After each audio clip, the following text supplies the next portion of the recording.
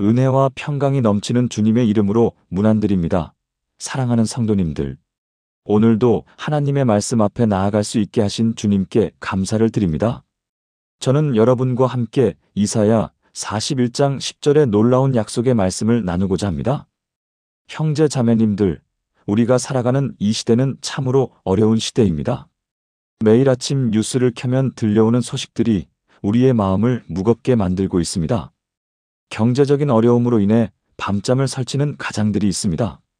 치솟는 물가와 줄어드는 수입 사이에서 가계부를 들여다보며 한숨을 쉬는 어머니들의 모습을 봅니다. 청년들은 취업의 문이 좁아져서 수십 번, 수백 번의 낙방을 경험하며 자신의 존재 가치를 의심하게 됩니다. 열심히 공부했지만 원하는 곳에 취업하지 못해 절망감에 빠져있는 청년들의 마음이 얼마나 아프겠습니까? 또한 가정에서도 깊은 상처와 아픔을 겪고 있는 성도님들이 많이 계십니다. 부부간의 갈등으로 인해 집이 평안한 쉼터가 되지 못하고 오히려 전쟁터가 되어버린 가정들이 있습니다. 자녀들과의 소통이 단절되어 같은 집에 살면서도 마음의 거리는 천리만 리 떨어져 있는 부모들의 마음이 얼마나 쓰라리겠습니까? 사춘기 자녀들의 반항과 무관심 속에서 어떻게 대화를 시작해야 할지 몰라 답답해하는 부모들의 모습을 보게 됩니다. 건강의 문제도 우리를 힘들게 하는 큰 요소입니다. 갑작스럽게 찾아온 질병으로 인해 미래에 대한 두려움에 떨고 있는 성도님들이 계십니다. 병원에서 들은 진단명이 머릿속에서 맴돌며 밤새도록 잠을 이루지 못하는 분들이 있습니다. 오랫동안 투병 생활을 하시면서 체력적으로나 정신적으로 지쳐가는 성도님들과 그 가족들의 고통이 얼마나 크겠습니까? 의료비 부담으로 인해 경제적인 어려움까지 겹쳐서 이중 삼중의 고통을 받고 있는 분들도 계십니다. 인간관계에서 오는 상처도 우리의 마음을 깊이 아프게 합니다. 가장 믿었던 친구나 동료로부터 배신을 당한 경험이 있는 성도님들이 계실 것입니다. 오랫동안 쌓아온 신뢰가 한순간에 무너지면서 사람을 믿기 어려워진 마음, 다시는 누군가에게 마음을 열기 두려운 상처받은 영혼들이 있습니다. 직장에서의 갈등이나 교회 공동체 내에서의 오해로 인해 깊은 상처를 받고 신앙생활조차 힘들어하는 성도님들의 아픔을 봅니다. 또한 미래에 대한 불안감이 우리를 괴롭힙니다. 급변하는 세상의 모습을 보면서 앞으로 어떻게 살아가야 할지 방향을 잃고 있는 성도님들이 많이 계십니다. 인공지능의 발달로 인해 내 직업이 없어질 수도 있다는 두려움, 기후변화로 인한 환경재앙에 대한 걱정, 사회 전반의 도덕적 타락을 보며 느끼는 절망감이 우리의 마음을 어둡게 만들고 있습니다. 사랑하는 형제 자매님들, 이러한 현실 앞에서 여러분은 어떤 마음이 드시나요? 혹시 지금 이 순간에도 마음 깊은 곳에서 과연 하나님이 나와 함께 계시는가라는 의구심이 들고 있지는 않으신가요? 하나님께서 정말 나의 기도를 들으시는가라는 질문이 마음속에 떠오르고 있지는 않으신가요? 이 모든 어려움들이 언제까지 계속될지 모르는 상황에서 주님, 언제까지 기다려야 합니까? 라고 부르짖고 싶은 마음이 있으신가요? 바로 이런 때에 하나님께서는 이사야 선지자를 통해 우리에게 놀라운 약속의 말씀을 주셨습니다. 오늘 우리가 함께 나눌 이사야 41장 10절의 말씀은 단순히 위로의 말씀이 아닙니다. 이는 전능하신 하나님께서 당신의 백성들에게 주시는 확실한 약속이며 영원히 변치 않는 하나님의 언약입니다. 오늘 이 시간을 통해서 우리는 4가지의 놀라운 진리를 발견하게 될 것입니다. 첫째로 하나님의 임재하심의 확실성, 둘째로 하나님의 도우심의 현실성, 셋째로 하나님의 붙드심의 영속성, 그리고 마지막으로 하나님의 이로우심의 완전성입니다. 시편 23편 4절에서 다윗은 이렇게 고백했습니다. 내가 사망의 음침한 골짜기로 다닐지라도 해를 두려워하지 아니할 것은 주께서 나와 함께 하심이라. 주의 지팡이와 막대기가 나를 안위하시나이다. 다윗이 이 고백을 할 수 있었던 것은 단순히 자신의 의지나 긍정적인 마음가짐 때문이 아니었습니다. 그는 하나님의 임재를 실제로 체험했기 때문이었습니다. 골리앗이라는 거대한 적 앞에서도, 사울의 질투와 미움으로 도망자의 삶을 살 때도, 자신의 아들 압살롬의 반역으로 왕궁에서 쫓겨날 때도 다윗은 하나님께서 함께 하심을 믿었습니다. 이것이 바로 우리가 오늘 깨달아야 할 첫 번째 진리입니다. 하나님은 우리의 상황이 어떠하든지 상관없이 항상 우리와 함께 계신다는 것입니다. 또한 로마서 8장 28절은 우리에게 이런 확신을 줍니다. 우리가 알거니와 하나님을 사랑하는 자, 곧 그의 뜻대로 부르심을 입은 자들에게는 모든 것이 합력하여 선을 이루느니라. 이 말씀은 우리가 겪는 모든 어려움과 시련이 결코 무의미하지 않다는 것을 보여줍니다. 하나님께서는 우리의 아픔과 눈물까지도 사용하셔서 더 큰 선을 이루어 가십니다. 우리에게 닥친 시련이 아무리 크고 견디기 어려워 보여도 그 모든 것들이 하나님의 섭리 안에서 우리를 더욱 성숙한 믿음의 사람으로 만들어가는 과정이라는 것입니다. 이것이 오늘 우리가 깨달아야 할 두 번째 진리입니다. 하나님은 우리의 모든 상황을 주권적으로 다스리시며 선을 이루어 가신다는 것입니다. 첫 번째로 우리가 살아가면서 마주하게 되는 두려움과 불안의 실체를 살펴보겠습니다. 사랑하는 형제 자매님들, 우리는 매일같이 크고 작은 두려움들과 씨름하며 살아가고 있습니다. 직장에서 갑작스런 구조조정 소식을 들었을 때 20년간 다닌 회사에서 명예퇴직을 권유받은 김 집사님은 밤잠을 이루지 못하며 가족들의 생계를 어떻게 책임져야 할지 막막함에 빠졌습니다. 50대 중반의 나이에 새로운 일자리를 찾는다는 것이 얼마나 어려운 일인지, 자녀들의 학비와 생활비를 감당해야 하는 현실 앞에서 그의 마음은 두려움으로 가득 찼습니다. 병원에서 검사 결과를 기다리는 박 권사님의 마음도 마찬가지였습니다. 몇 달 전부터 느껴온 몸의 이상 신호들, 그리고 의사의 심각한 표정을 보며 혹시나 하는 불안감이 마음을 짓눌렀습니다. 아직 키워야 할 어린 자녀들과 돌봐야 할 연로하신 부모님을 생각하니 자신에게 무슨 일이 생기면 어떻게 될지에 대한 걱정이 밤낮으로 그를 괴롭혔습니다. 자녀 교육 문제로 고민하는 이 집사님도 깊은 불안에 시달리고 있었습니다. 고등학생인 아들이 갑자기 성적이 떨어지고 학교 생활에 적응하지 못하는 모습을 보며 과연 좋은 대학에 진학할 수 있을지, 앞으로의 진로는 어떻게 될지에 대한 걱정이 끊이지 않았습니다. 다른 학부모들과 비교하며 자신의 교육 방식이 잘못되었나 하는 자책감마저 들었습니다. 새로 시작한 사업이 잘 안 풀리고 있는 최 장로님의 고민도 깊었습니다. 오랜 직장 생활을 정리하고 모든 퇴직금을 투자해 시작한 사업이 코로나19와 경기 침체로 인해 어려움을 겪으며 매월 적자만 늘어가고 있었습니다. 가족들에게 부담을 주고 싶지 않아 혼자서만 끙끙 앓고 있는 그의 마음은 절망과 두려움으로 가득했습니다. 혼자 아이를 키우고 있는 홀어머니 정 집사님은 또 다른 형태의 불안감을 안고 살아가고 있었습니다.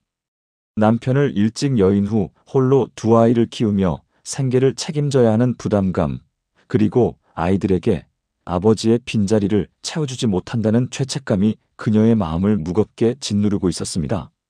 특히 사춘기에 접어든 아들이 반항적인 모습을 보일 때마다 어떻게 지도해야 할지 막막함을 느꼈습니다. 갑작스런 사고로 장애를 갖게 된 조 권사님의 가족들도 큰 시련을 겪고 있었습니다. 가정의 기둥 역할을 하던 남편이 교통사고로 하반신 마비가 된 후 경제적인 어려움은 물론 앞으로의 삶을 어떻게 살아가야 할지에 대한 막막함이 온 가족을 덮쳤습니다. 재활치료비와 생활비 걱정으로 밤잠을 설치는 날들이 계속되었습니다. 노년에 접어든 한 권사님은 건강에 대한 불안과 외로움으로 힘들어하고 있었습니다. 자녀들은 모두 멀리 떨어져 살고 있고 배우자마저 먼저 세상을 떠난 후 혼자 지내는 일상이 너무나 버거웠습니다. 언제 갑자기 몸에 이상이 생길지, 혹시 집에서 쓰러져도 아무도 모르는 상황이 될까봐 하는 걱정이 마음을 어둡게 만들었습니다. 이처럼 성도님들, 우리는 각각 다른 형태의 두려움과 불안 속에서 살아가고 있습니다. 하지만 하나님께서는 이런 우리를 위해 귀한 말씀을 주셨습니다. 먼저 이사야 41장 10절 말씀을 보겠습니다. 두려워하지 말라. 내가 너와 함께함이라. 놀라지 말라. 나는 내 하나님이 됨이라. 내가 너를 굳세게 하리라. 참으로 너를 도와주리라. 참으로 나의 이로운 오른손으로 너를 붙들리라. 이 말씀은 하나님께서 우리에게 주시는 가장 확실한 약속입니다. 하나님께서는 우리가 두려워할 필요가 없다고 말씀하십니다. 왜냐하면 그분이 우리와 함께 하시기 때문입니다. 놀랄 필요도 없다고 하십니다. 왜냐하면 그분이 우리의 하나님이 되시기 때문입니다. 더 나아가 하나님께서는 우리를 굳세게 하시고 도와주시며 의로운 오른손으로 붙들어 주신다고 약속하십니다. 이는 단순한 위로의 말이 아니라 전능하신 하나님의 확실한 언약입니다. 두 번째로 빌립보서 4장 19절을 보겠습니다. 나의 하나님이 그리스도 예수 안에서 영광 가운데 그의 풍성함으로 너희 모든 쓸 것을 채우시리라. 이 말씀은 우리의 경제적 불안과 물질적 걱정에 대한 하나님의 약속입니다.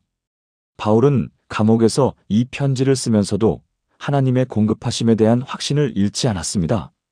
하나님께서는 우리의 모든 필요를 아시고 채워주시는 분이십니다. 그것도 그분의 영광 가운데서 풍성함으로 채워주신다고 약속하셨습니다. 이는 최소한의 필요만 채워주신다는 의미가 아니라 넘치도록 풍성하게 공급해 주신다는 뜻입니다. 세 번째로 마태복음 6장 26절 말씀을 보겠습니다. 공중의 새를 보라 심지도 않고 거두지도 않고 창고에 모아들이지도 아니하되 너희 하늘 아버지께서 기르시나니 너희는 이것들보다 귀하지 아니하냐. 예수님께서는 공중의 새들을 예로 들어 하나님의 돌보심을 설명하셨습니다. 새들은 씨를 심지도 않고 추수하지도 않으며 창고에 저장하지도 않지만 하나님께서 먹이를 공급해 주십니다. 하물며 하나님의 형상으로 지음받고 그분의 자녀가 된 우리를 어찌 돌보지 않으시겠습니까? 이 말씀은 우리가 얼마나 소중한 존재인지 그리고 하나님의 돌보심이 얼마나 확실한지를 보여줍니다. 이제 성경의 인물들을 통해 하나님의 도우심을 확인해 보겠습니다. 먼저 다윗의 이야기를 보겠습니다. 다윗은 어린 나이에 거대한 골리앗 앞에 섰을 때도 두려워하지 않았습니다. 그는 사무엘상 17장 45절에서 너는 칼과 창과 단창으로 내게 나아오거니와 나는 만군의 여호와의 이름 곧 내가 모욕하는 이스라엘 군대의 하나님의 이름으로 내게 나아가노라고 담대히 선포했습니다. 다윗의 담대함은 자신의 능력에서 나온 것이 아니라 하나님에 대한 절대적인 신뢰에서 나온 것이었습니다. 후에 사울 왕에게 쫓겨 도망다니며 생명의 위험에 처했을 때도 다윗은 시편을 통해 하나님에 대한 신앙을 고백했습니다. 그는 어떤 상황에서도 하나님이 자신을 지키시고 보호하실 것을 믿었기에 두려움을 이겨낼 수 있었습니다. 다음으로 모세의 이야기를 보겠습니다. 모세는 이집트에서 종살이하던 이스라엘 백성들을 이끌고 나올 사명을 받았을 때 크게 두려워했습니다. 자신의 부족함과 한계를 알고 있었기 때문입니다. 하지만 하나님께서는 출애굽기 3장 12절에서 내가 반드시 너와 함께 있으리라고 약속하셨습니다. 이 약속을 믿고 모세는 바로 앞에 서서 담대히 이스라엘 백성들을 내보내달라고 요구했습니다. 홍해 앞에서 이집트 군대에 쫓겨 절체절명의 위기에 처했을 때도 모세는 백성들에게 두려워하지 말고 가만히 서서 여호와께서 오늘 너희를 위하여 행하시는 구원을 보라고 선포했습니다. 결국 하나님께서는 홍해를 갈라 길을 만들어 주셨고 이스라엘 백성들은 안전하게 건널 수 있었습니다. 모세의 이야기는 하나님의 약속을 믿고 순종할 때 어떤 기적이 일어나는지를 보여줍니다. 이제 구체적인 실천 방법을 단계별로 살펴보겠습니다. 첫 번째 단계는 매일 말씀 묵상하기입니다. 하나님의 말씀은 우리 마음에 평안을 주는 가장 확실한 방법입니다. 특히 두려움과 불안이 찾아올 때 이사야 41장 10절과 같은 약속의 말씀들을 반복해서 읽고 묵상하십시오. 말씀을 마음에 새기면 성령께서 그 말씀을 통해 우리를 위로하시고 평안을 주실 것입니다. 두 번째 단계는 끊임없는 기도 생활입니다. 데살로니가전서 5장 17절에서 쉬지 말고 기도하라고 명하신 것처럼 우리는 어떤 상황에서든 하나님께 나아갈 수 있습니다. 작은 일부터 큰 일까지 모든 것을 하나님께 아뢰고 도움을 구하십시오. 하나님께서는 우리의 기도를 들으시고 응답해 주시는 분이십니다. 기도할 때 구체적으로 우리의 필요와 두려움을 말씀드리되 동시에 하나님의 선하심과 전능하심을 인정하고 감사드리십시오. 세 번째 단계는 신앙 공동체와의 교제입니다. 혼자서는 감당하기 어려운 일도 성도들과 함께하면 힘을 얻을 수 있습니다. 어려움을 당할 때 혼자 끙끙 앓지 마시고 믿을 만한 신앙의 형제자매들과 나누십시오. 그들의 기도와 격려가 큰 힘이 될 것입니다. 또한 다른 사람들의 간증을 들으며 하나님의 살아계심을 확인할 수 있습니다. 네 번째 단계는 감사 훈련입니다. 어려운 상황에서도 감사할 거리를 찾아 하나님께 감사드리는 연습을 하십시오. 건강, 가족, 하나님의 사랑 등 당연하게 여겼던 것들에 대해 감사하는 마음을 갖게 되면 부정적인 생각들이 자연스럽게 물러가고 마음에 평안이 찾아옵니다. 감사는 우리의 관점을 바꾸는 강력한 힘이 있습니다. 다섯 번째 단계는 하나님의 과거 은혜 기억하기입니다. 지금까지 살아오면서 하나님께서 도와주시고 인도해 주셨던 일들을 구체적으로 기록하고 기억하십시오. 어려운 상황에서 어떻게 하나님께서 길을 열어주셨는지, 절망적인 순간에 어떻게 희망을 주셨는지를 되돌아보면 현재의 어려움도 반드시 극복할 수 있다는 확신을 갖게 됩니다. 여섯 번째 단계는 말씀 암송하기입니다. 이사야 41장 10절을 비롯해 위로와 격려가 되는 성경 구절들을 외워서 언제든지 마음속에서 고백할 수 있도록 하십시오. 두려움이 찾아올 때 즉시 하나님의 약속을 선포하면 마음의 평안이 찾아올 것입니다. 말씀은 우리 영혼의 양식이며 믿음의 방패입니다. 일곱 번째 단계는 섬김과 나눔의 삶입니다. 자신보다 더 어려운 처지에 있는 사람들을 돌아보고 도우십시오. 다른 사람을 위해 기도하고 섬기다 보면 자연스럽게 자신의 문제에만 매몰되지 않게 되고 하나님의 사랑을 체험하게 됩니다. 또한 하나님께서는 베푸는 자에게 더욱 풍성히 갚아주시는 분이십니다. 사랑하는 형제 자매님들, 지금 어떤 어려움과 두려움 속에 계시더라도 낙심하지 마십시오. 우리의 하나님은 살아계신 하나님이시며 우리를 사랑하시는 아버지이십니다. 그분은 우리의 모든 상황을 아시고 가장 좋은 때에 가장 좋은 방법으로 도우실 것입니다. 때로는 우리가 원하는 방식이 아닐 수도 있지만 하나님의 계획은 항상 우리에게 최선입니다. 그러므로 두려워하지 말고 하나님을 신뢰하십시오. 그분의 약속은 변함이 없고 그분의 사랑은 영원합니다. 두 번째로 하나님께서 우리에게 주신 이 약속의 말씀이 우리 삶의 어떤 상황에서 얼마나 절실하게 필요한지 살펴보겠습니다. 성도님들, 우리는 지금 이 시대를 살아가면서 참으로 많은 두려움과 불안에 직면하고 있습니다. 직장에서 갑작스럽게 해고, 통보를 받고 앞날이 막막해진 가장이 있습니다. 20년을 다닌 회사에서 구조조정으로 인해 하루아침에 일자리를 잃고 자녀들의 학비와 집 대출금을 어떻게 감당해야 할지 막막해하며 밤잠을 이루지 못하는 아버지의 마음이 얼마나 절망적이겠습니까? 또한 건강검진에서 예상치 못한 질병 진단을 받고 치료비 걱정과 함께 죽음에 대한 두려움에 떨고 있는 성도가 있습니다.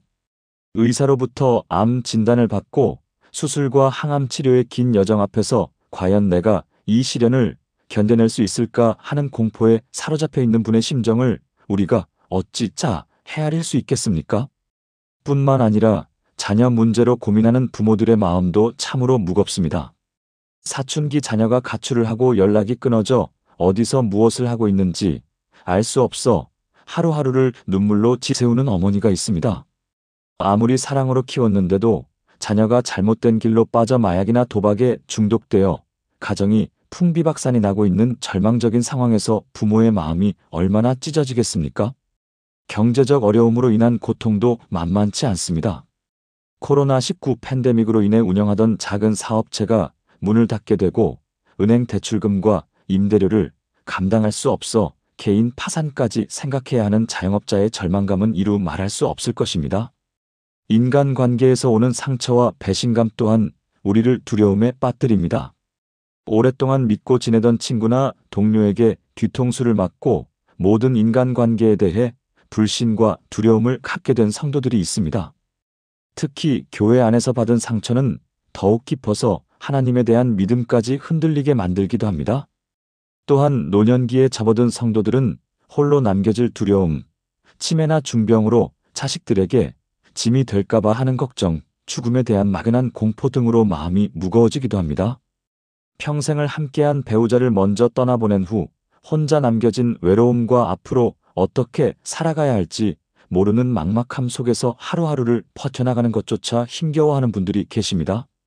이러한 현실적인 문제들 앞에서 하나님의 말씀은 우리에게 확실한 답을 주십니다. 먼저 시편 27편 1절 말씀을 보겠습니다. 여호와는 나의 빛이요 나의 구원이시니 내가 누구를 두려워하리요. 여호와는 내 생명의 능력이시니 내가 누구를 무서워하리요. 이 말씀은 다윗이 극한 위기 상황에서 고백한 믿음의 선언입니다. 여호와 하나님이 나의 빛이라는 것은 어둠 속에서 길을 잃고 방황할 때 하나님이 올바른 방향을 제시해 주시는 분이라는 의미입니다. 또한 나의 구원이라는 것은 어떤 위험한 상황에서도 하나님이 반드시 건져주시고 보호해 주시는 분이라는 확신을 표현한 것입니다. 그러므로 이 땅의 어떤 세력이나 문제도 하나님보다 클 수 없고 하나님이 함께 하시는 우리를 해칠 수 없다는 것이 이 말씀의 핵심입니다. 또한 마태복음 6장 26절에서 예수님은 이렇게 말씀하셨습니다. 공중의 새를 보라 심지도 않고 거두지도 않고 창고에 모아들이지도 아니하되 너희 하늘 아버지께서 기르시나니 너희는 이것들보다 귀하지 아니하냐. 이 말씀은 하나님의 섭리와 돌보심에 대한 예수님의 친근한 교훈입니다. 하늘을 나는 새들조차도 하나님의 손길 아래 먹이를 공급받고 보호받고 있는데 하나님의 형상으로 지음받고 예수 그리스도의 보혈로 구속받은 우리가 어찌 하나님의 돌보심에서 제외될 수 있겠느냐는 것입니다. 이는 물질적인 필요뿐만 아니라 우리 인생의 모든 영역에서 하나님이 세밀하게 돌보고 계신다는 보장의 말씀입니다. 따라서 미래에 대한 걱정이나 염려에 사로잡힐 필요가 없으며 오늘도 우리를 지키시고 내일도 우리와 함께 하실 하나님을 신뢰하며 살아갈 수 있는 것입니다. 세 번째로 빌립보서 4장 19절 말씀입니다. 나의 하나님이 그리스도 예수 안에서 영광 가운데 그 풍성한 대로 너희 모든 쓸 것을 채우시리라. 바울 사도가 빌립보 교회 성도들에게 전한 이 약속의 말씀은 하나님의 공급하심에 대한 절대적인 확신을 보여줍니다. 여기서 쓸 것이라고 번역된 헬라어 크레이아는 단순한 욕망이나 욕심이 아니라 실제로 필요한 모든 것을 의미합니다. 하나님은 우리의 영적, 육적, 정서적, 관계적 모든 필요를 아시고 그 풍성하심으로 채워주시겠다는 약속입니다. 특히 그리스도 예수 안에서라는 표현은 예수 그리스도와의 연합 속에서 이 모든 축복이 우리에게 주어진다는 것을 강조합니다.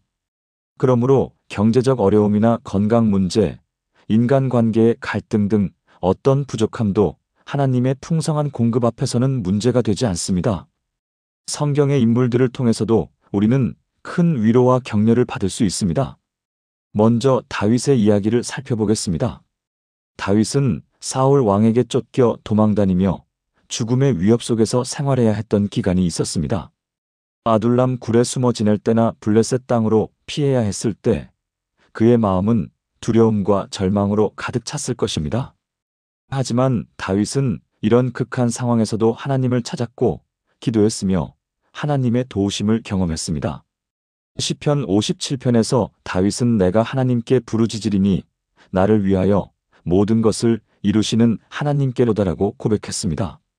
결국 다윗은 하나님의 보호하심 가운데 모든 시련을 극복하고 이스라엘의 왕이 되었을 뿐만 아니라 하나님의 마음에 합한 사람이라는 칭찬을 받게 되었습니다. 다윗의 이야기는 현재 어려운 상황에 처한 우리에게 하나님이 반드시 때가 되면 모든 문제를 해결해 주시고 더 큰 축복으로 인도하신다는 소망을 주는 것입니다. 요셉의 이야기 또한 우리에게 큰 감동과 교훈을 줍니다. 요셉은 형들의 시기와 미움으로 인해 애굽의 노예로 팔려갔고 보디발의 집에서 억울한 누명을 써서 감옥에 갇히기까지 했습니다. 인생의 밑바닥까지 떨어진 것 같은 절망적인 상황에서 13년이라는 긴 세월을 보내야 했습니다.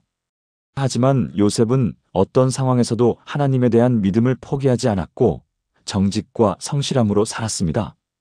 감옥에서도 다른 죄수들을 섬겼고 하나님이 주신 꿈 해석의 은사를 사용했습니다. 결국 하나님은 요셉을 애굽의 총리로 세우셔서 7년 기근 때 애굽과 가나안 땅의 모든 사람들을 구원하는 놀라운 역사를 이루셨습니다.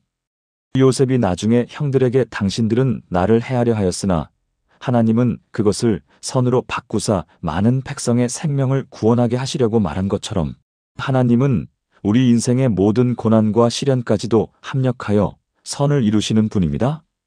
이제 이러한 하나님의 약속을 우리 삶에 구체적으로 적용하는 실천 방법들을 살펴보겠습니다. 첫 번째 단계는 매일 아침 일어나자마자 이사야 41장 10절 말씀을 큰 소리로 고백하는 것입니다. 두려워하지 말라. 내가 너와 함께함이라. 놀라지 말라. 나는 내 하나님이 됨이라. 내가 너를 굳세게 하리라. 참으로 너를 도와주리라. 참으로 나의 이로운 오른손으로 너를 붙들리라. 이 말씀을 반복해서 선포할 때 우리의 믿음이 강해지고 하루를 시작하는 마음가짐이 달라집니다. 두 번째 단계는 구체적인 기도 제목을 정해서 매일 간절히 기도하는 것입니다. 막연한 기도가 아니라 현재 직면한 문제들을 하나하나 하나님 앞에 내려놓고 하나님의 도우심을 간구하는 것입니다.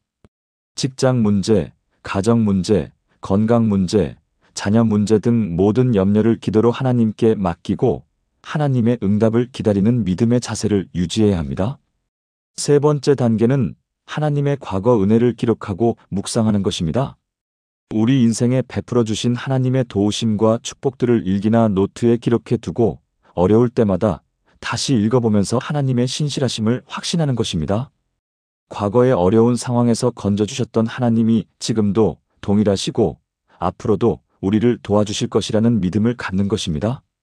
네 번째 단계는 말씀 묵상과 성경 읽기를 꾸준히 하는 것입니다. 하나님의 말씀은 우리 마음에 평안을 주고 믿음을 강화시키는 능력이 있습니다. 특히 위로와 격려가 되는 시편이나 하나님의 약속이 담긴 말씀들을 반복해서 묵상하면 두려움이 사라지고 담대함이 생깁니다. 다섯 번째 단계는 찬양과 감사의 생활을 하는 것입니다. 어려운 상황에서도 하나님께 찬양하고 감사할 제목을 찾아 고백하면 우리의 시선이 문제에서 하나님께로 향하게 됩니다. 찬양은 영적인 무기이며 사탄의 공격을 물리치고 하나님의 임재를 경험하게 해주는 통로입니다. 여섯 번째 단계는 믿음의 공동체와 교제하는 것입니다. 혼자서 모든 것을 감당하려 하지 말고 신앙의 선배들이나 동역자들과 기도로 연합하고 서로 격려하며 위로받는 것이 중요합니다. 교회의 기도회나 구역 모임에 적극적으로 참여하여 함께 기도하고 은혜를 나누는 것입니다. 일곱 번째 단계는 순종의 삶을 사는 것입니다. 하나님의 도우심을 경험하기 원한다면 하나님의 말씀에 순종하는 삶을 살아야 합니다. 11조와 헌금 생활, 정직한 상, 이웃 사랑의 실천 등을 통해 하나님의 뜻에 순종할 때 하나님의 축복과 보호하심을 더욱 풍성히 경험하게 됩니다. 사랑하는 형제 자매님들, 지금 어떤 어려움과 두려움 가운데 계시더라도 낙심하지 마십시오. 우리 하나님은 살아계시고 우리를 사랑하시며 절대로 우리를 혼자 두지 않으십니다. 이사야 41장 10절의 약속은 3000년 전 이스라엘 백성들에게만 주신 것이 아니라 오늘 이 시대를 살아가는 우리에게도 동일하게 적용되는 하나님의 변치 않는 약속입니다. 하나님은 어제나 오늘이나 영원토록 동일하신 분이시고 그분의 사랑과 신실하심도 변함이 없습니다. 그러므로 담대한 마음으로 하나님을 의지하시고 그분의 도우심을 기대하시기 바랍니다. 세 번째로 하나님께서 우리에게 주신 능력과 함께하심을 통해 어떻게 두려움을 이겨낼 수 있는지 살펴보겠습니다.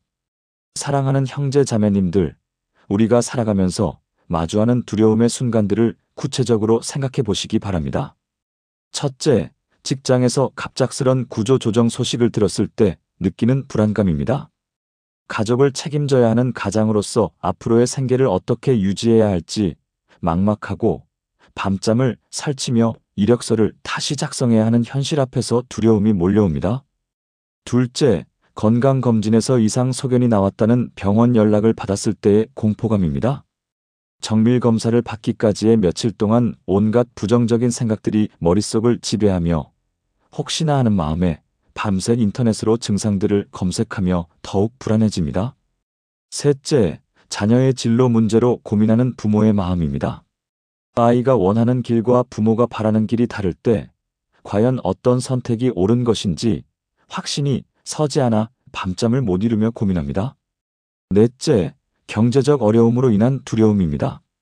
코로나19로 인해 사업이 어려워지고 월세를 내기도 벅찬 상황에서 내일의 끼니를 어떻게 해결해야 할지 막막한 현실 앞에 서게 됩니다. 다섯째, 인간관계에서 오는 두려움입니다. 오해로 인해 소중한 친구나 동료와 관계가 틀어졌을 때 어떻게 화해해야 할지 모르는 상황에서 그 관계가 영원히 회복되지 않을까 하는 걱정이 마음을 짓누릅니다. 여섯째, 노후에 대한 불안감입니다. 은퇴 후 연금만으로는 생활이 어려울 것 같아 노년의 삶이 비참해질까봐 걱정하며 혹시 몸이 아파도 병원비를 감당할 수 있을지 두려워합니다. 일곱째, 자연재해나 예기치 못한 사고에 대한 두려움입니다. 최근 빈번해지는 자연재해 뉴스를 볼 때마다 우리 가족에게도 그런 일이 일어날 수 있다는 생각에 불안해지며 평소 대비책을 마련해야 한다는 부담감에 시달립니다. 이런 다양한 두려움의 상황들 속에서 하나님께서는 어떤 말씀으로 우리를 위로해 주시는지 성경을 통해 확인해 보겠습니다. 먼저 시편 23편 4절 말씀입니다. 내가 사망의 음침한 골짜기로 다닐지라도 해를 두려워하지 않을 것은 주께서 나와 함께 하심이라. 주의 지팡이와 막대기가 나를 안위하시나이다. 이 말씀은 다윗이 양치기 시절의 경험을 바탕으로 기록한 것으로 죽음의 위험이 도사리는 어둠의 골짜기를 지날 때조차 하나님의 함께하심으로 인해 두려워하지 않을 수 있다는 고백입니다. 지팡이와 막대기는 목자가 양을 보호하고 인도하는 도구로서 하나님께서 우리의 참된 목자가 되셔서 위험으로부터 보호해 주시고 올바른 길로 인도해 주신다는 의미입니다. 두 번째로 신명기 31장 6절 말씀입니다. 너희는 강하고 담대하라. 그들을 두려워하지 말라. 그들 앞에서 떨지 말라. 내 하나님 여호와께서 친히 너와 함께 행하실 것이라. 너를 떠나지 아니하시며 버리지 아니하시리라. 이 말씀은 모세가 죽기 전에 이스라엘 백성들에게 남긴 마지막 당부 중 하나입니다. 가나안 땅을 정착하기 위해 그들보다 강한 민족들과 싸워야 하는 백성들에게 하나님께서 함께 하심으로 담대할 것을 명령하신 것입니다. 하나님은 결코 우리를 떠나지도 버리지도 않으시는 신실하신 분이시므로 어떤 어려움이 와도 두려워할 이유가 없다는 확신을 주는 말씀입니다. 세 번째로 요한일서 4장 18절 말씀입니다. 사랑 안에 두려움이 없고 온전한 사랑이 두려움을 내쫓나니 두려움에는 형벌이 있음이라. 두려워하는 자는 사랑 안에서 온전히 이루어지지 아니하였느니라. 이 말씀은 하나님의 완전한 사랑이 우리 마음에서 모든 두려움을 몰아낸다는 진리를 선포합니다. 두려움은 사실 하나님을 온전히 신뢰하지 못하는 불신앙에서 비롯되는 경우가 많은데 하나님의 변치 않는 사랑을 깊이 깨달을 때 그 두려움은 자연스럽게 사라지게 됩니다. 하나님의 사랑은 조건적이지 않고 영원하며 완전하므로 그 사랑 안에서 우리는 진정한 평안을 누릴 수 있습니다. 성경의 인물들 중에서도 두려움을 이겨낸 놀라운 사례들을 찾아볼 수 있습니다. 먼저 다윗의 이야기를 살펴보겠습니다. 다윗이 골리앗과 대결할 때를 생각해 보시기 바랍니다. 이스라엘의 모든 군사들이 골리앗의 위협적인 모습과 큰 키, 그리고 무시무시한 무기들을 보고 두려워 떨고 있었습니다. 하지만 다윗은 그 거대한 적 앞에서도 전혀 두려워하지 않았습니다. 왜냐하면 그는 과거에 양을 치면서 사자와 곰을 물리친 경험을 통해 하나님께서 자신과 함께 하신다는 것을 확실히 알고 있었기 때문입니다. 다윗은 골리앗에게 너는 칼과 창과 단창으로 내게 나아오거니와 나는 만군의 여호와의 이름으로 내게 나아가노라고 당당히 선포했습니다. 그 결과 작은 돌멩이 하나로 거대한 적을 물리칠 수 있었던 것입니다. 또 다른 예로 바울 사도의 경우를 들 수 있습니다. 바울은 복음을 전하는 과정에서 수많은 고난과 위험을 당했습니다. 감옥에 갇히고 매를 맞고 돌에 맞아 죽을 뻔하기도 했으며 바다에서 파선을 당하기도 했습니다. 하지만 그는 이 모든 어려움들 속에서도 두려워하지 않고 담대하게 복음을 전했습니다. 고린도후서 12장에서 바울은 자신에게 주어진 가시를 통해 하나님의 능력이 약한 데서 온전하게 나타난다는 것을 깨달았다고 고백합니다. 그는 그러므로 도리어 크게 기뻐함으로 나의 여러 약함을 자랑하리니 이는 그리스도의 능력이 내게 머물게 하려 함이라고 선포했습니다. 바울은 자신의 약함을 통해 하나님의 강하심이 더욱 드러난다는 것을 알았기에 어떤 상황에서도 담대할 수 있었습니다. 이제 우리가 실제로 두려움을 이겨내기 위해 실천할 수 있는 구체적인 방법들을 살펴보겠습니다. 첫 번째 단계는 말씀 암송과 묵상입니다. 이사야 41장 10절과 같은 위로와 용기를 주는 성경 구절들을 암송하고 매일 묵상하는 시간을 가지시기 바랍니다. 아침에 일어나서 가장 먼저 그리고 밤에 잠자리에 들기 전에 이런 말씀들을 반복해서 읽고 마음에 새기십시오. 두 번째 단계는 감사일기 쓰기입니다. 매일 밤 하나님께서 주신 크고 작은 은혜들을 기록하는 습관을 가지시기 바랍니다. 건강, 가족, 음식, 잠잘 곳 등 당연하게 여겼던 것들에 대해서도 감사하는 마음을 표현하십시오. 세 번째 단계는 기도로 염려를 맡기는 것입니다. 빌립보서 4장 6절에서 말씀하시는 것처럼 아무것도 염려하지 말고 다만 모든 일에 기도와 간구로 너희 구할 것을 감사함으로 하나님께 아뢰라는 말씀에 따라 모든 걱정거리들을 하나하나 하나님께 올려드리시기 바랍니다. 네 번째 단계는 성도들과의 교제와 나눔입니다. 혼자서 두려움을 감당하려 하지 마시고 믿음의 형제자매들과 함께 기도하고 서로를 격려하는 시간을 가지십시오. 다섯 번째 단계는 찬양과 경배의 시간을 늘리는 것입니다. 하나님을 높이고 찬양할 때 우리의 시선이 문제에서 하나님께로 옮겨지면서 마음에 평안이 임하게 됩니다. 여섯 번째 단계는 과거 하나님의 신실하심을 기억하는 것입니다. 지금까지 살아오면서 하나님께서 어떻게 도우셨는지, 어려운 순간들을 어떻게 헤쳐나갈 수 있게 하셨는지를 기록하고 수시로 되새기시기 바랍니다. 일곱 번째 단계는 믿음의 고백을 입으로 선포하는 것입니다. 하나님이 나와 함께 하시니 두려워하지 않는다. 주님의 계획은 선하시며 나를 해롭게 하지 않으신다와 같은 믿음의 고백들을 매일 입으로 선포하시기 바랍니다. 성도님들, 마지막으로 이 말씀을 드리고 싶습니다. 우리가 경험하는 두려움은 결코 우리를 파멸시키려는 하나님의 뜻이 아닙니다. 오히려 하나님께서는 그 두려움의 순간들을 통해 우리의 믿음을 더욱 견고하게 하시고 당신을 더욱 깊이 의존하도록 인도하십니다. 폭풍우가 몰아치는 밤이 지나면 반드시 밝은 아침 해가 떠오르는 것처럼 지금 여러분이 겪고 계신 어려움과 두려움도 반드시 지나갈 것입니다. 하나님의 사랑은 변하지 않으시고 그분의 약속은 신실하시며 그분의 능력은 무한하십니다. 여러분은 결코 혼자가 아니며 전능하신 하나님께서 항상 여러분과 함께 하고 계십니다. 네 번째로 하나님께서 우리에게 주시는 평안과 위로가 얼마나 실제적이고 구체적인지 살펴보겠습니다. 사랑하는 형제 자매님들, 우리 주변을 둘러보면 두려움과 불안에 시달리는 사람들이 참으로 많습니다. 직장에서 갑작스러운 구조조정 소식을 듣고 밤잠을 설치는 가장의 모습을 보게 됩니다. 그는 가족을 책임져야 한다는 부담감과 미래에 대한 불확실함 때문에 깊은 근심에 빠져 있습니다. 또한 자녀의 진로 문제로 고민하는 부모님들의 애타는 마음도 있습니다.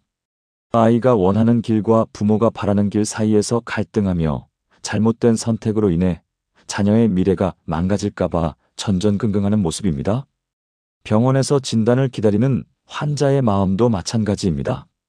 검사 결과가 나올 때까지의 그 긴 시간 동안 온갖 부정적인 생각들이 머릿속을 스쳐 지나가며 두려움에 떨게 됩니다. 사업을 하시는 성도님들 중에는 경제적 어려움으로 인해 매일 아침 눈을 뜨기가 두려운 분들이 있습니다. 빚더미에 앉아 있으면서도 직원들의 생계를 책임져야 한다는 압박감에 시달리고 있습니다. 또한 인간관계에서 오는 상처로 인해 사람들을 만나는 것조차 두려워하는 성도님들도 계십니다. 배신감과 실망감으로 인해 마음의 문을 닫아버리고 홀로 고립된 채 살아가고 있습니다. 노년기를 맞이한 어르신들은 죽음에 대한 두려움과 함께 혼자 남겨질지도 모른다는 불안감에 휩싸여 있습니다. 자녀들이 각자의 삶에 바빠서 점점 더 외로움을 느끼고 계십니다. 젊은 청년들은 취업 준비의 압박감과 미래에 대한 막연한 불안감으로 인해 우울증에 시달리기도 합니다. 치열한 경쟁 사회에서 뒤처질까봐 두려워하며 자신의 가치를 의심하고 있습니다. 이러한 상황에서 하나님께서는 우리에게 어떤 말씀을 주고 계십니까? 먼저 시편 23편 4절을 보겠습니다. 내가 사망의 음침한 골짜기로 다닐지라도 해를 두려워하지 않을 것은 주께서 나와 함께 하심이라. 주의 지팡이와 막대기가 나를 안위하시나이다. 이 말씀은 우리가 인생의 가장 어둡고 깊은 골짜기를 지날 때에도 하나님께서 우리와 함께 하신다는 놀라운 약속입니다. 여기서 사망의 음침한 골짜기는 단순히 육체적 죽음만을 의미하는 것이 아닙니다. 우리 인생에서 마주하게 되는 모든 절망적인 상황, 앞이 보이지 않는 캄캄한 터널과 같은 시간들을 뜻합니다. 그런 순간에도 하나님은 우리를 홀로 두지 않으시고 친히 동행해 주십니다. 목자의 지팡이와 막대기가 양을 인도하고 보호하듯이 하나님의 사랑과 능력이 우리를 안전하게 인도하고 위로해 주신다는 것입니다. 또한 마태복음 11장 28절에서 예수님께서는 이렇게 말씀하셨습니다. 수고하고 무거운 짐진 자들아, 다 내게로 오라. 내가 너희를 쉬게 하리라. 이 말씀 속에는 예수님의 깊은 사랑과 긍휼이 담겨 있습니다. 인생의 무거운 짐을 혼자서 감당하려고 애쓰는 우리들을 보시며 주님께서 직접 그 짐을 나누어 지시겠다고 약속해 주신 것입니다. 여기서 수고하고 무거운 짐이란 우리가 일상에서 경험하는 모든 종류의 고통과 부담을 포함합니다. 경제적인 어려움, 건강상의 문제, 인간관계의 갈등, 미래에 대한 불안 등 우리의 마음을 짓누르는 모든 것들입니다. 예수님은 이 모든 것을 아시고 우리에게 진정한 안식을 주시겠다고 약속하십니다.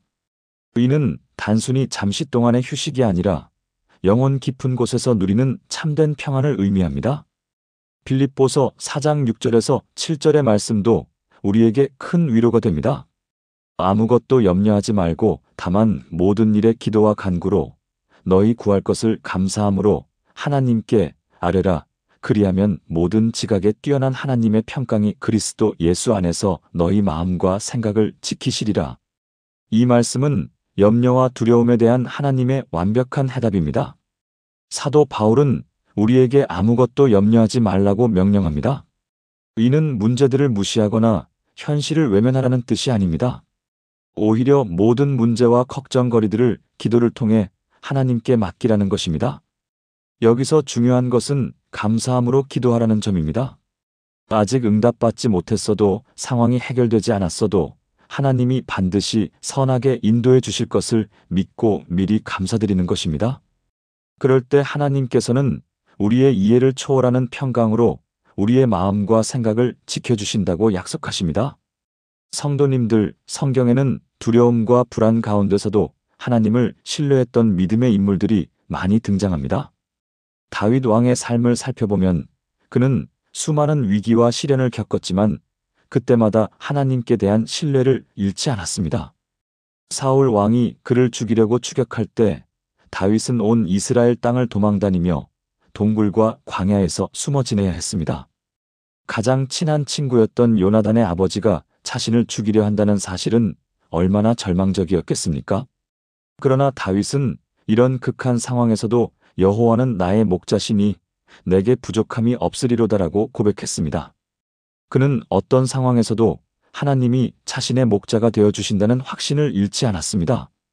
또한 자신의 아들 압살롬이 반란을 일으켜 왕위를 빼앗으려 할 때도 다윗은 맨발로 올리브산을 넘으며 통곡했지만 결코 하나님을 원망하지 않았습니다. 오히려 하나님이 나를 다시 예루살렘으로 인도해 주시면 그분의 성막과 법궤를 다시 보게 될 것이다라고 고백하며 미래에 대한 소망을 잃지 않았습니다. 이처럼 다윗의 삶은 어떤 시련 가운데서도 하나님께 대한 신뢰가 우리에게 참된 안전과 평안을 가져다 준다는 것을 보여줍니다. 또한 사도 바울의 삶도 우리에게 큰 교훈을 줍니다. 그는 복음을 전하다가 수많은 고난을 당했습니다. 돌에 맞아 죽을 뻔했고 채찍에 맞고 감옥에 갇히고 파산을 당해 바다에서 표류하기도 했습니다. 고린도후서에서 그가 기록한 고난의 목록을 보면 한 인간이 감당하기 어려울 정도의 시련들입니다. 그런데 놀라운 것은 바울이 이 모든 고난 가운데서도 절망하지 않았다는 점입니다. 오히려 그는 우리가 사방으로 우겨쌈을 당하여도 쌓이지 아니하며 답답한 일을 당하여도 낙심하지 아니하며라고 고백했습니다. 빌립보 감옥에 갇혔을 때에도 한밤중에 찬송을 부르며 기도했습니다. 그의 이런 태도는 어디에서 나온 것입니까? 바로 어떤 상황에서도 하나님이 함께 하신다는 확고한 믿음에서 나온 것입니다. 그는 로마서에서 만일 하나님이 우리를 위하시면 누가 우리를 대적하리요라고 당당히 선포했습니다. 이는 단순한 긍정적 사고가 아니라 하나님의 사랑과 능력에 대한 절대적 신뢰에서 나온 고백이었습니다. 그렇다면 우리도 이러한 믿음의 사람들처럼 두려움과 불안을 극복하고 하나님 안에서 참된 평안을 누릴 수 있습니다. 이를 위한 구체적인 실천 방법들을 제시해 드리겠습니다. 첫째, 매일 아침 일어나자마자 이사야 41장 10절 말씀을 큰 소리로 고백하십시오. 두려워하지 말라. 내가 너와 함께함이라. 놀라지 말라. 나는 내 하나님이 됨이라. 내가 너를 굳세게 하리라. 참으로 너를 도와주리라. 참으로 나의 이로운 오른손으로 너를 붙들리라. 이 말씀을 단순히 읽는 것이 아니라 하나님이 나에게 직접 말씀하고 계신다는 믿음으로 선포하시기 바랍니다. 둘째, 불안하거나 두려운 일이 생길 때마다 즉시 하나님께 기도로 아뢰십시오. 혼자서 끙끙 앓지 마시고 그 순간 바로 주님께 나아가 도움을 구하시기 바랍니다. 기도는 우리의 마음을 하나님께로 향하게 하고 그분의 평안으로 채워주는 통로입니다.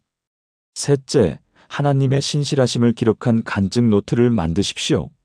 지금까지 하나님이 어떻게 나의 문제들을 해결해 주셨는지, 어떤 방법으로 위기에서 건져주셨는지를 구체적으로 기록해 두시기 바랍니다. 그리고 새로운 문제가 생길 때마다 그 노트를 펼쳐보며 하나님의 변함없는 사랑과 능력을 기억하십시오. 넷째, 믿음의 동역자들과 함께 기도하고 교제하시기 바랍니다. 혼자서 모든 것을 감당하려 하지 마시고 같은 믿음을 가진 형제자매들과 서로의 짐을 나누어 지십시오. 하나님은 공동체를 통해서도 우리에게 위로와 힘을 주십니다. 다섯째, 찬양과 경배의 시간을 늘려가십시오. 찬양은 우리의 시선을 문제에서 하나님께로 돌려주는 강력한 도구입니다. 어려운 상황에서도 하나님을 찬양할 때 우리의 마음은 평안으로 충만해집니다. 여섯째, 하나님의 말씀을 더욱 깊이 묵상하시기 바랍니다. 매일 성경을 읽되 단순히 읽고 넘어가지 마시고 한 구절 한 구절을 깊이 묵상하며 하나님이 나에게 주시는 메시지를 찾으십시오. 하나님의 말씀은 우리의 영혼을 새롭게 하고 믿음을 강화시켜 줍니다. 일곱째, 감사의 훈련을 지속적으로 실시하십시오. 어떤 상황에서도 감사할 조건들을 찾아내어 하나님께 감사드리시기 바랍니다. 작은 것부터 시작해서 점점 더 많은 것들에 대해 감사하는 마음을 키워가십시오. 감사는 우리의 마음을 하나님의 선하심으로 채워주고 부정적인 생각들을 물리쳐 줍니다. 사랑하는 형제 자매님들, 하나님께서는 오늘도 우리 한 사람 한 사람을 깊이 사랑하고 계십니다. 우리가 겪고 있는 어려움과 고통을 모르시는 것이 아닙니다. 오히려 우리보다 더 자세히 알고 계시며 이미 해결책을 준비해 놓고 계십니다. 때로는 우리가 원하는 방식과 시간이 다를 수 있지만 하나님의 계획은 언제나 우리에게 최선입니다. 그러므로 두려워하지 마시고 염려하지도 마십시오. 대신 하나님께 우리의 모든 것을 맡기고 그분을 온전히 신뢰하시기 바랍니다. 그럴 때 하나님께서는 반드시 우리를 평안의 길로 인도해 주시고 모든 문제를 합력하여 선을 이루게 하실 것입니다. 사랑하는 형제 자매님들, 오늘 우리가 나눈 이사야 41장 10절의 말씀을 통해 4가지 중요한 포인트를 다시 한번 정리해 보겠습니다. 첫째, 하나님께서는 우리에게 두려워하지 말라고 명령하십니다. 이는 단순한 격려가 아니라 하나님의 절대적인 약속입니다. 우리가 경험하는 모든 두려움과 불안, 걱정은 하나님의 전능하심 앞에서 힘을 잃게 됩니다.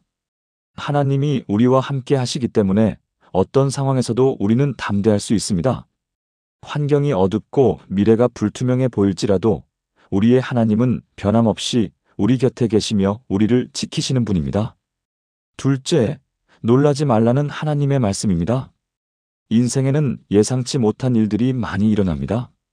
갑작스러운 질병, 경제적 어려움, 인간관계의 갈등 등이 우리를 당황하게 만들 수 있습니다. 하지만 하나님께서는 이 모든 것을 미리 아시고 계시며 우리의 모든 상황을 주관하고 계십니다. 그러므로 우리는 어떤 돌발 상황에도 놀라지 말고 하나님의 주권을 인정하며 그분께 의지해야 합니다. 하나님의 계획은 우리의 이해를 뛰어넘는 선하신 계획입니다. 셋째, 하나님께서 직접 우리를 붙드시고 도우신다는 약속입니다. 우리가 연약할 때, 우리가 넘어질 때, 우리가 포기하고 싶을 때 하나님의 능한 손이 우리를 붙들어 주십니다. 의는 우리 자신의 능력이나 의지력에 의존하는 것이 아니라 전적으로 하나님의 은혜와 능력에 의존하는 것입니다. 하나님의 도우심은 우리의 상상을 초월하며 우리가 감당할 수 없는 상황에서도 하나님은 길을 만드시고 해결책을 주시는 분입니다. 넷째, 하나님의 의로운 오른손이 우리를 붙든다는 확신입니다. 하나님의 오른손은 권능과 승리를 상징합니다. 이는 하나님께서 우리를 붙드실 때 그분의 모든 능력과 권세를 동원하신다는 의미입니다. 우리를 대적하는 모든 세력들, 우리를 넘어뜨리려는 모든 계획들이 하나님의 의로운 오른손 앞에서는 무력해집니다. 우리는 이 확실한 보장 속에서 평안을 누리며 승리의 삶을 살아갈 수 있습니다. 오늘 말씀의 핵심은 하나님께서 우리와 함께 하시며 우리를 결코 혼자 두지 않으신다는 것입니다. 이사야 41장 10절은 단순한 위로의 말씀이 아니라 하나님의 변치 않는 약속이며 우리 삶의 든든한 기초가 됩니다. 우리가 어떤 상황에 처해 있든지 하나님의 사랑과 보호하심이 우리를 둘러싸고 있음을 기억해야 합니다. 하나님은 우리의 두려움을 아시고 우리의 연약함을 이해하시며 우리가 필요한 모든 것을 공급해 주시는 신실하신 아버지입니다. 그러므로 우리는 어떤 어려움이 와도 담대하게 나아갈 수 있고 어떤 시험이 와도 이겨낼 수 있는 믿음의 확신을 가질 수 있습니다. 성도님들, 이 말씀이 여러분의 마음에 깊이 새겨지셨다면 좋아요 버튼을 눌러주시고 구독과 알림 설정을 통해 더 많은 은혜의 말씀을 받아보시기 바랍니다. 또한 댓글을 통해 오늘 말씀으로 받으신 은혜나 기도 제목을 나누어 주시면 함께 기도하겠습니다. 여러분의 간증과 고백이 다른 성도님들에게도 큰 격려가 될 것입니다. 이 채널을 통해 더 많은 분들이 하나님의 위로와 소망을 경험할 수 있도록 많은 분들과 공유해 주시기 바랍니다. 사랑하는 형제 자매님들을 위해 기도드리겠습니다. 하나님 아버지, 오늘 이사야 41장 10절의 귀한 말씀을 통해 주신 은혜에 감사드립니다. 이 말씀을 듣는 모든 성도님들이 하나님의 임재와 보호하심을 실제로 경험하게 해주시옵소서. 각자가 처한 어려운 상황들, 건강의 문제, 경제적 어려움, 가정의 갈등, 직장에서의 스트레스 등 모든 문제들을 하나님께서 해결해 주시고 평안을 주시옵소서.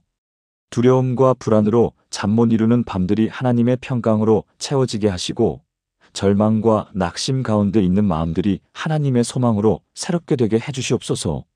하나님의 의로운 오른손이 각 가정과 개인의 삶을 붙들어 주시어 모든 계획과 뜻이 형통하게 하시고 범사에 하나님의 영광이 나타나게 해주시옵소서.